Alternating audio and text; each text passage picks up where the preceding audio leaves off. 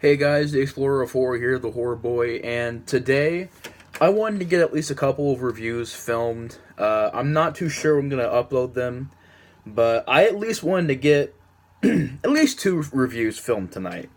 And hopefully get these reviews uploaded because I got to get up Halloween 4 still, and then I'll get this up and then I'll get my next review up. But I will not defend this film. I'm not going to sit here and say this movie is a good movie. It's not. This movie is a really bad film. But I think what it is that there are some great things in it, but it has too many problems. Like, a lot of problems. I don't utterly hate the film, but I hate aspects about it. And I won't defend it. If you say that you hate Halloween 5, I'm not going to disagree with that. That is very justified and very needed because Halloween 5 is what we're viewing tonight. Halloween 5, The Revenge of Michael Myers. Now, this film came out in 1989, gets a 5.2 on IMDb, directed by Dominic Olsen and Gerard. Now, Halloween 5 has just a history of problems. Whether you're talking about before the movie was made, or while the movie was made, even after the movie was made. The film marked the downfall for a lot of us Halloween fans. And I'm more lenient on this film than most. Most people absolutely hate this film. Hell, I did a rant on it before. I did an old school rant. I can't rant on the whole film now because I'll get to my positives in a second. But the film has a lot of damn problems. And it's ridiculous how many problems it has. And I can't destroy it. I mean, I'd be lying if I did. It wouldn't be my honest opinion. I can say that there are things in the movie that I thought were decent ideas. Nothing spectacular, nothing perfect, nothing near Halloween 4, but were some decent ideas. But this movie, to get into it, takes place right after Halloween 4. You had the beginning of the movie, which is the ending of Halloween 4, and Michael Myers has been shot down into this mine shaft. He crawls out, goes down this creek, and gets picked up by this old man, and he's in that old man's house for like a year. Why the fuck is he in the old man's house? I have no fucking clue. The old man just kept him around for some reason. And it's a year later. Jamie's character has been mute because she has nightmares of the night when she murdered her stepmom. Jamie has a psychic connection with Michael Myers and sees whenever he's awakened, or sees whenever he's alive, or sees whenever he kills people. Michael Myers comes back to life, kills the old hermit guy, begins to have his journey to go find Jamie again. And meanwhile, you have Rachel coming back. You have a new lead, which I really didn't like. And it's Tina, Wendy Kaplan. Now, I will say this. During the interviews, Wendy Kaplan, I'm not going to hate on her personally. There are Halloween fans that absolutely despise Wendy Kaplan. But during her interviews, she just seemed like somebody who was trying to do something different with the role and was trying her best with the role. I think what it was she was miscast. I think it was the script. I think it was the character, the way that the character was written. Because she, during the interview, said that she just tried to do the best she could. She tried having fun with the role. She tried making it her own. She tried making it unique. And it was unique. It was just it was not a good unique. But I don't blame Wendy Kaplan. I'm not going to sit here and say what everybody else is about her. I mean, I'm not going to blame her. I'm going to blame the script, and I'm going to blame how her character was wrote. I'm going to because Wendy Kaplan should have been not a lead. I think she would work better as a side character, not as a lead. I think that's the big problem, is that you have way too much of her character, and when you have too much of her character, it becomes more and more and more and more annoying because of the way that she's written and how her character is. I don't blame Wendy Kaplan. I really don't. I think it was the way that she was cast. I think the way the character was written in the script. I blame that stuff. But I will say Tina is a horrible character. And she's a bad, bad, bad lead. It's a bad call. Especially the fact that you have Ellie Cornell come back in this movie, and they kill her off in the first 15 minutes. Basically, Michael Myers goes back to Haddonfield, like I said, kills Ellie Cornell off, begins, chasing Jamie around, and you have Michael Myers killing off some of the friends to Wendy Kaplan, and the movie goes on and on until you have a couple of chase scenes. One is in this hospital that Jamie's in, where it's not even Michael Myers chasing her, it's just she thinks it is. You have a car chase scene, which is pretty good in my opinion. You have some, good kill scenes. And it all leads up to the very ending, where it's at the Myers house, and Loomis is there. And for some reason, Loomis calls off everybody at the house, all the police officers at the house. They go somewhere else. Loomis is there with, one other police officer and Jamie. And I'm like, why would you do that? Why would you leave Jamie alone with Donald Pleasance and one police officer? It's really dumb. And the ending, you have Donald Pleasance trying to reason with Michael Myers. Michael Myers goes to the house, of course, slashes Donald Pleasance, but doesn't kill him. Just kind of injures him. And pretty much chases around Jamie. And the movie just has a lot of problems. I mean, you have, like I said, the Tina character is awful. Ellie Cornell gets killed off in the first 15 minutes. And it's just like, why would you do that? To me, she was the strongest lead since Jamie Lee Curtis. And the problem with this franchise is that, you have Tina in this film. You have Paul Rudd and that chick from this next movie. Jamie Lee Curtis is good in H2O, with the rest of the cast, besides maybe Adam Arkin and Josh Arnett, is pretty bad. Resurrection's cast, besides Busta Rhymes and the lead chick, sucked. The Rob Zombie stuff, I'll get to. The 2018 film, again, problem with the cast, lead characters. It's just like, you bring Ellie Cornell back for nothing. Utterly nothing, just to get her killed off, and it makes no sense. Then you make Jamie mute. Why the fuck would you do that? I don't understand why in the hell you would make Jamie a mute character to the point to where... And it doesn't make sense, because they do not ride along with the idea. Because in the third act, she just is... All of a sudden, she could speak again. I don't know why. I don't know how. Because it's not supposed to do that, but somehow, some way it happens. You got the Thorn plot, which I am not a fan of the Thorn plot. I think that plot is so dumb and stupid. And I know it has a lot of fans, but I'm sorry, I just cannot get into the plot line. I've tried constantly. I've watched 5 and 6, trying to get into the Thorn plot line, and to me, it's just dumb. It's a stupid plot. And I think the biggest problem with this movie is the production and the writers and the studio and Dominic Olsen and Gerard, who only made one other movie I'm familiar with called Omen 4. And Omen 4, I watched 4 years ago, and I forgot. I don't remember anything about that movie. And I think he got fired on that movie. So they picked Dominic Olsen and Gerard. He comes into the movie and puts some dumbass shit in it that I don't understand. Like I said, nothing personal to the guy.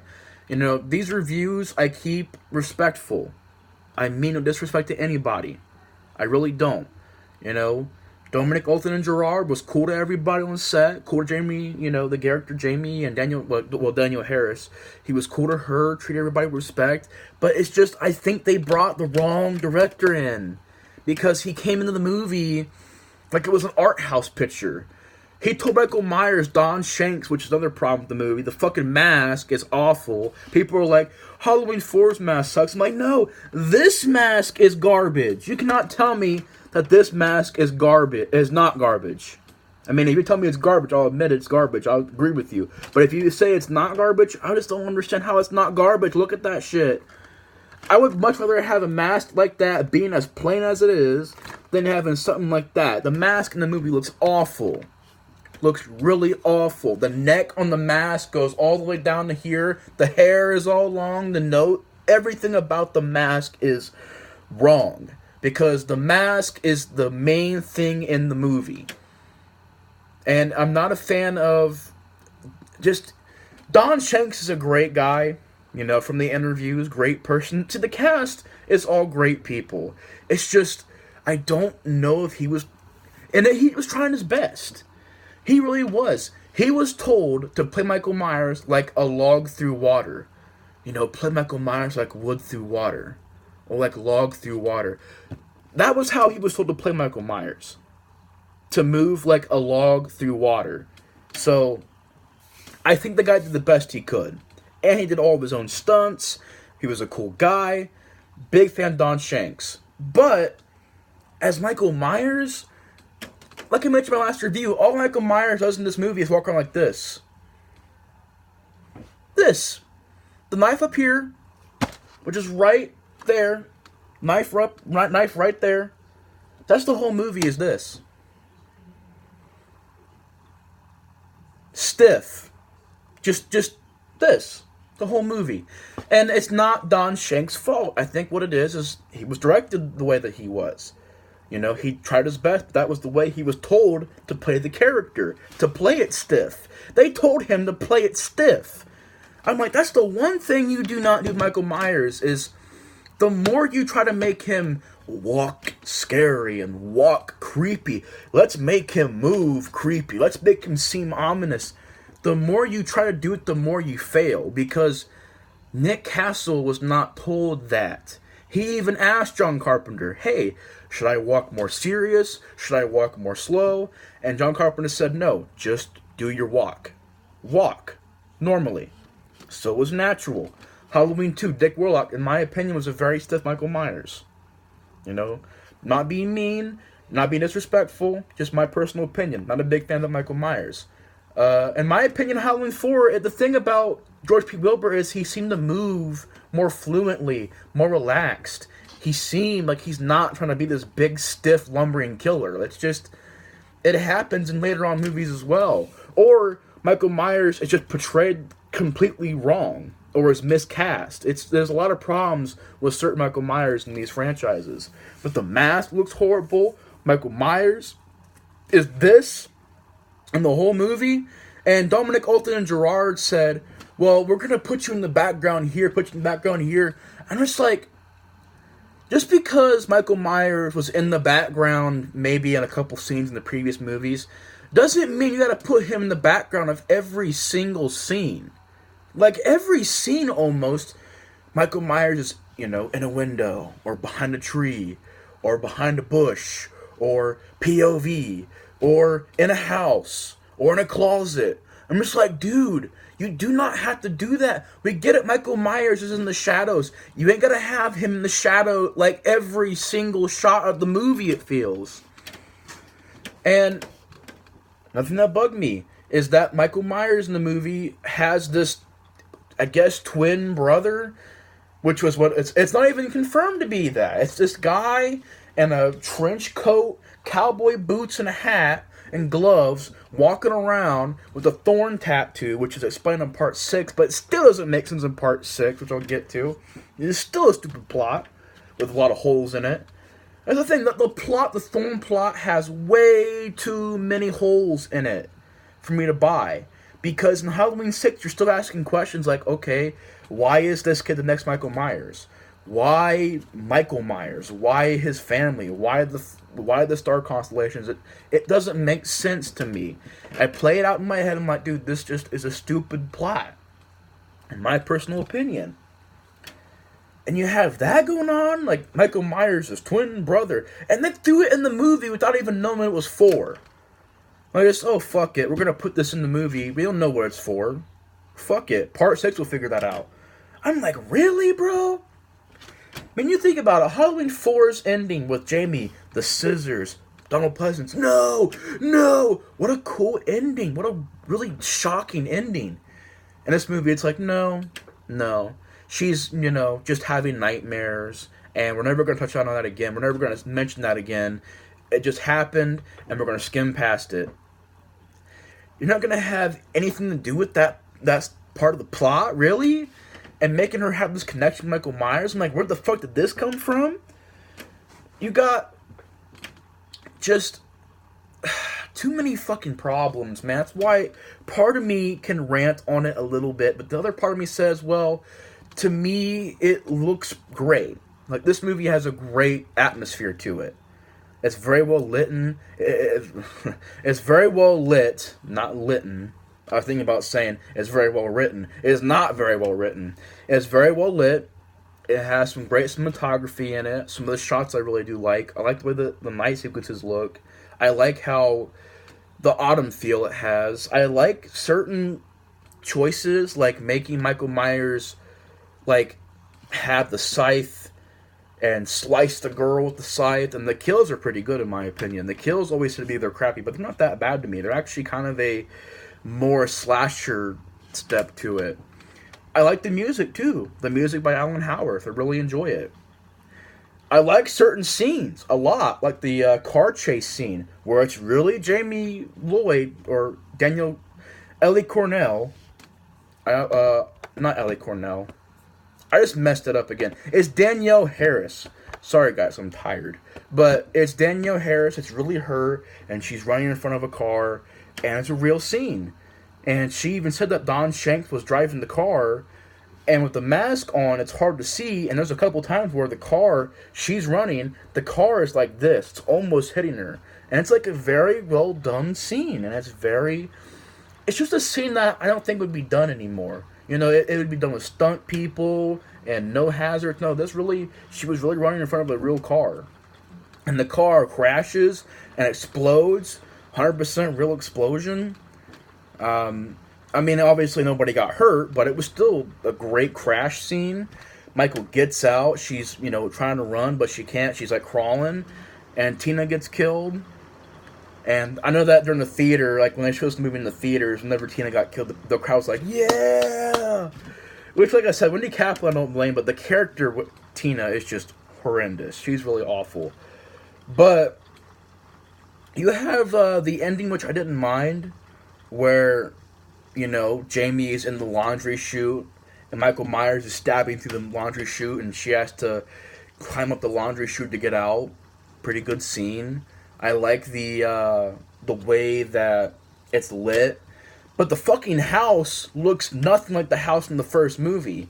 Like, even Resurrection's house, even though I don't feel it's close to the original Halloween's house, it still looks like like they was kind of going for that same design, or similar design, you know what I mean?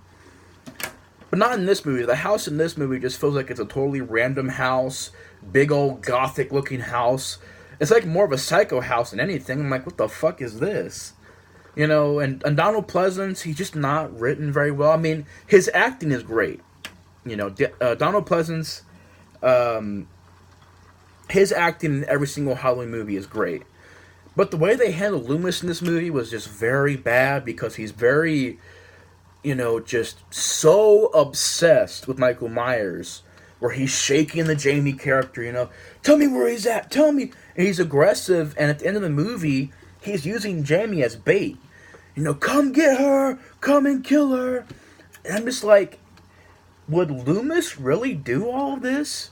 Even though part 6 kind of sucks, like it's not the best movie of all time, at least Donald Pleasance in this movie, not only did he do a great job in the film acting-wise, but his Loomis character felt like Loomis, was written very well.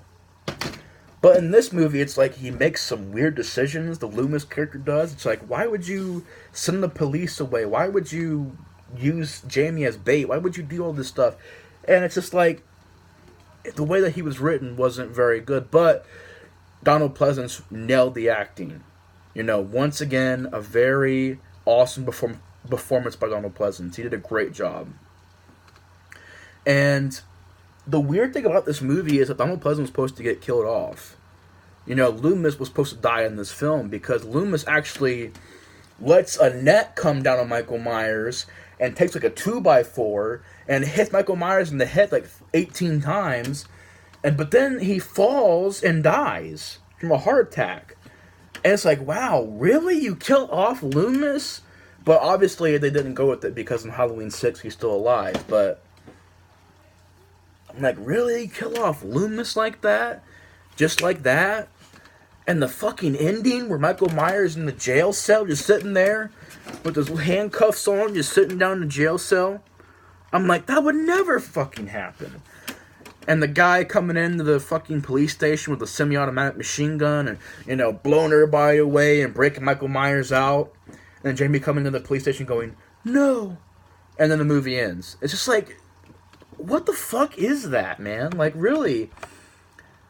I don't know, man. This might be just a small rant or just maybe, I don't know what the fuck I'm going to call it.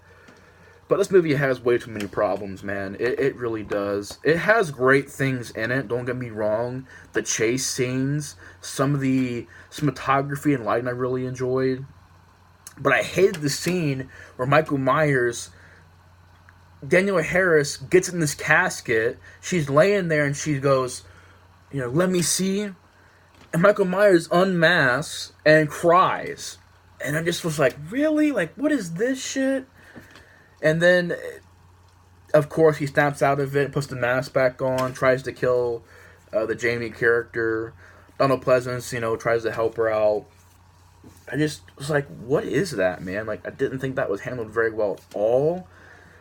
Just the writing, the scripts, the production, hell. They were writing this script while filming the movie. That's how rushed this movie was.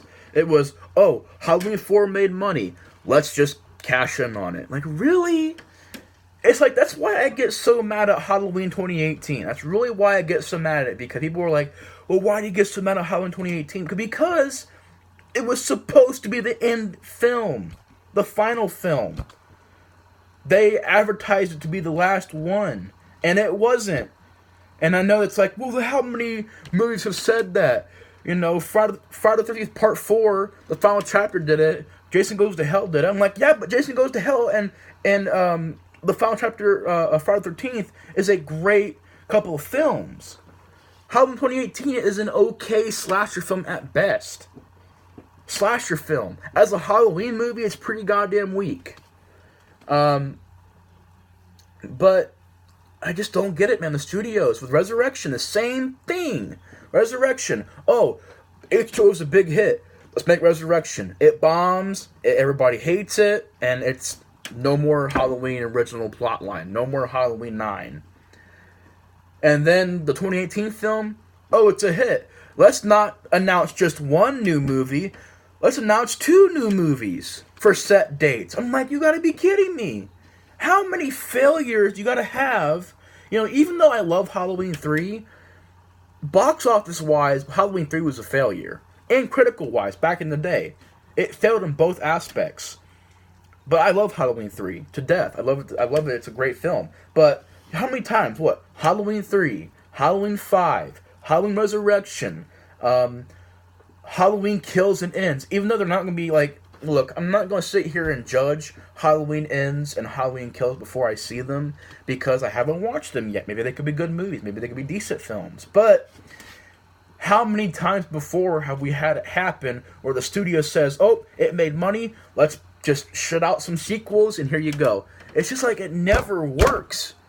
This, Resurrection, and 3, even though I love 3, back in the day people hated 3. You had 3 and 5 and Resurrection. They do not work when you do it like that. Just, oh, let's release more of them just because we want to make more money. I just don't like that. And I don't like the...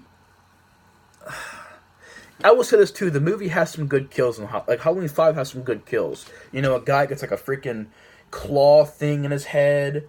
A girl gets like cut with a scythe. A guy gets like a pitchfork through him. Tina gets stabbed. Ellie Cornell gets stabbed by scissors. Those are some pretty good scenes as well. Some pretty cool death scenes. But you have these cops in the movie too. They come out and they're like, and Dominic Olsen and Gerard was like, well, we gotta let the audience know that this is funny, that these cops are bumbling cops. So they put in clown sound effects and clown noises, these two cops, and it's like, oh, it's them paying homage to Last House on the Left. I'm like, that's the worst part about that film. I love that movie, but the worst part about it was the bumbling cops. It was the worst part. I'm like, so you fucked that up. And it's just like, God. But I love the opening. The pumpkin, stabbing the pumpkin, the orange lettering. The Alan Howarth score. The look of it, the way it's filmed. The style of it, I didn't mind. I love the scene of him going down the creek. Cool looking scene. Granted, stupid idea, this guy gets him and just keeps him in his house for a year. It's like, what the fuck? Why did he do that? I don't know, man. This might be a movie review / rant, or, sort of rant, or rant review.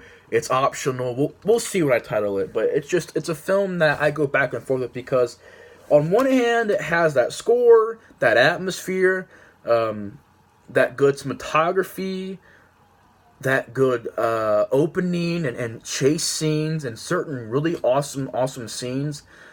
But on the other hand, it's like, dude, Ellie Cornell being killed off in the first 15 minutes, a awful looking mask.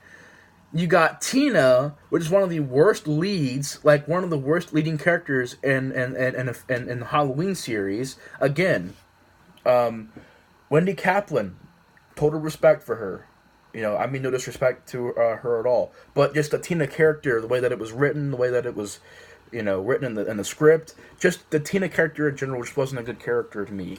The side characters, the friends of Tina, I didn't care for them. I didn't care for just a lot of things in the movie.